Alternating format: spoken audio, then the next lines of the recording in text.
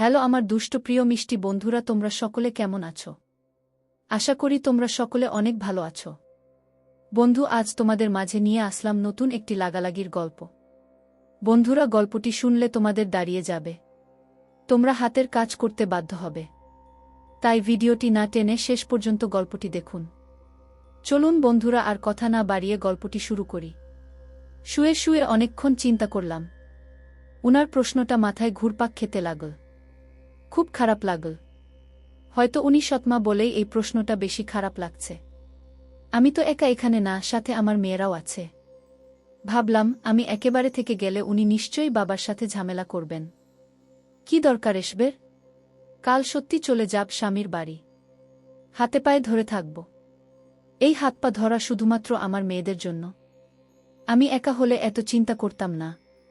বাপের বাড়িতে থাকাকালীন যদি কেউ আমার মেয়েদের কিছু বলে, সেটা আমি একদম সহ্য করতে পারব না।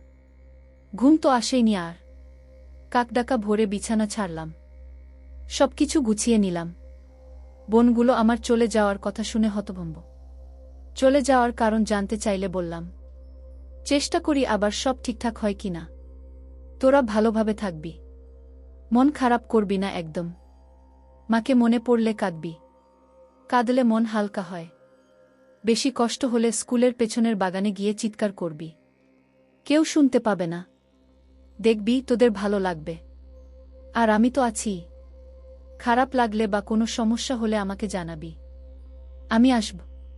রোজ তোদের সঙ্গে ফোনে কথা বলবো। লেখাপড়া ঠিকঠাক যেন হয়। বাবার সঙ্গেও ঘন ঘন কথা বলবি, কারণ ছাড়াই বলবি। বাবা ছাড়া আমাদের আর কেউ নেই। বোনগুলো কেঁদে ফেল।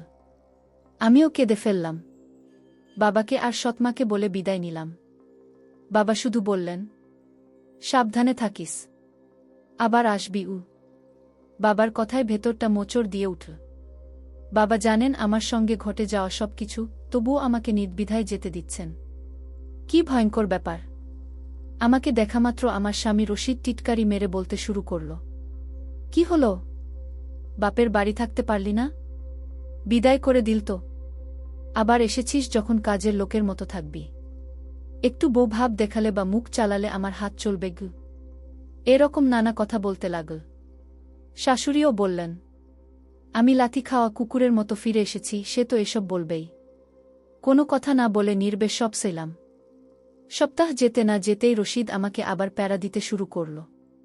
বাপের কাছ থেকে টাকা নিয়ে আয়, না হলে বাপের বাড়ি যা। আমি আবার বিয়ে করব। সহ্য করতে না পেরে কিছু তর্কাতর্কি করলে এলোপাতারি মারতে লাগল। ঠিক তখনই আমার স্বামীর বাড়িতে উপস্থিত হলেন আমার সৎমা আর বোনেরা। রশিদ থেমে গেল। আমি নিজের শাড়ি ঠিক করে বাইরে বের হলাম। মুখে হাসি টানার চেষ্টা করলাম। থাপ্পড়ের দাগ স্পষ্ট লাল হয়ে আছে গালে। চোখে পানি টলমল করছে, তাও কন্ট্রোল করার চেষ্টা করলাম। বোনদের মুখের দিকে তাকানোর উপায় নেই। তাদের অসহায় আর রাগে ভরা চেহারা দেখে আমারই মায়া লাগল। সৎমা আমার দিকে একবার তাকিয়ে চোখ ঘুরিয়ে নিলেন। আমার শাশুড়ি উনাকে নিজের ঘরে নিয়ে গিয়ে গল্প শুরু করে দিলেন। আমি খাবার বানাতে ব্যস্ত হয়ে পড়লাম। বোনগুলো রান্নাঘরে আমার পাশে দাঁড়ানো।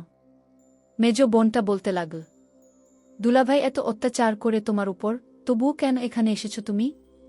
এর থেকে তুমি ভিক্ষা করে খেলেও শান্তি পেতে গু। তার কথার কোনো উত্তর না দিয়ে রান্নাঘর থেকে নিজের রুমে গেলাম। সেখান থেকে কাচের বাটি নিয়ে আসতে গিয়ে শুনলাম শাশুড়ির ঘরে আমাকে নিয়ে কথা হচ্ছে। আড়িপেতে শোনা উচিত না জেনেও শুনলাম। শাশুড়ি যতরকম সুনাম আছে সব ছেলের জন্য বলছেন। বেশিরভাগ কথাই আমাকে নিয়ে, আমার চেহারা নিয়ে। সৎমা নিঃশব্দে সব গিলছেন। দীর্ঘশ্বাস ফেললাম। সৎমার জায়গায় নিজের মা হলে নিশ্চয়ই মেয়ের চেহারা নিয়ে এমন বদনাম শুনে চুপচাপ থাকতেন না। আর দাঁড়ালাম না, রান্নাঘরে ফিরে গেলাম। দুপুর গড়াল। খাওয়া শেষ হল। সৎমা আমার কাছে এসে বললেন, চলো আমার সঙ্গে গুই। আমি ঘাবড়ে গেলাম। চোখ নাচিয়ে বললাম, কোথায় যাব আমি? আমার সঙ্গে যাবে? তোমার বাড়ি যাবে গু? কেমন একটা ঘোরের মধ্যে পড়ে গেলাম উনার কথায়। কিছুই বুঝতে পারছি না। বোনগুলোও নির্বাক। সৎমা এবার আমার হাত ধরে বললেন, তোমার সঙ্গে যা যা হয়েছে সব তোমার বাবার কাছে শুনেছি। আজ এই উদ্দেশ্য নিয়েই এসেছিলাম তোমাকে নিয়ে যেতে। এখানে এসে যা দেখলাম তাতে সব স্পষ্ট হয়ে গেল। তোমাকে মানুষ বলে যারা গণ্য করে না তাদের বাড়িতে তুমি কেন থাকবে? এত কিছু হওয়ার পর কেন ফিরে এলে সেটাও বুঝলাম না গিয়ে। আমি আমতা আমতা করতে লাগলাম। আমি যে চলে যাব, আমার মেয়েরা? সৎমা হাসলেন।